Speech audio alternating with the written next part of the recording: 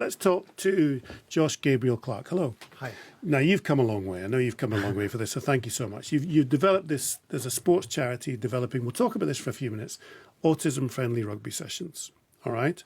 And Strathmore Rugby Club, community trust based in Forfar. Tell the country what's happening and why are you doing it? Yep. So we've started some autism-friendly rugby sessions for children, primary age children at the moment, up in Forfar and Angus. And I suppose the idea came from a personal situation. My eldest son Archie has autism. He's 6 years old, and I sort of recognised the need as a parent for provision of activities that catered for the needs of children with additional needs. What are the needs?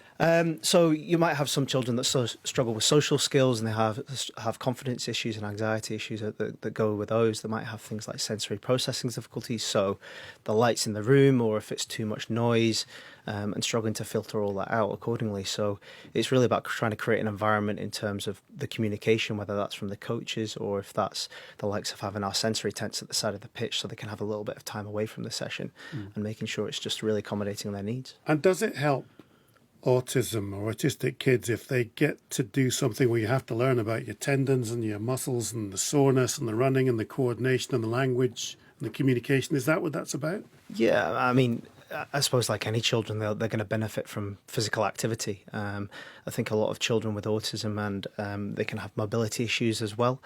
So obviously it's important to make sure that they get appropriate levels of proprioceptive input and kind of sort of deep pressure, because that can help reduce a lot of anxieties and stress that they can build up throughout the course of the day. So yeah, in terms of the activities, we have what we call a rugby ready warm up, which is where they come and do they roll around with the tackle bags and the hit shields and all that stuff, and just get to play.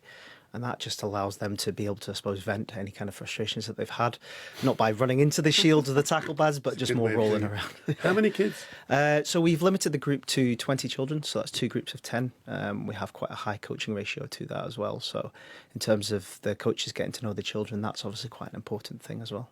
It's been a big take-up, I was wondering, because autism, we've talked about autism before in the programme, it's a wide range, isn't it? Absolutely, so I'm guessing the parents really need to know if the kids are going to respond well to this noisy, busy environment, even though you've got the high ratio with the coaches. Yeah, and I think that was one of the things when we designed it. It was, to a typical primary school session, you might end up with 30 children all at the same age, whereas we've limited it deliberately to 20 with 10 in each group, and that's 3 coaches for every 10 kids as well. So it's just really making sure that they don't get overwhelmed by the situation, but at the same time, if they do, we have the mechanisms in place to be able to deal with those situations. Appreciate you coming in. It's been a long way for you to come. No, I know you're heading Thank you very south, much but for thanks having for me. dropping in. If someone wants to get involved, how do they do it? Just via our Facebook page or our Twitter accounts as well. So that's Strathmore Rugby Club Community Trust. Feel free to get in touch, and happy to speak to anybody about it. That'd be great. Thank you for Josh, having me. thanks for coming. No, appreciate you coming by. Thank you. So, autistic kids, I presume we've got things like that in Glasgow as well, maybe, but if you're up near Forfar, no? Yeah, you're the first? absolutely. I think this is the first national in terms of rugby. All right, great.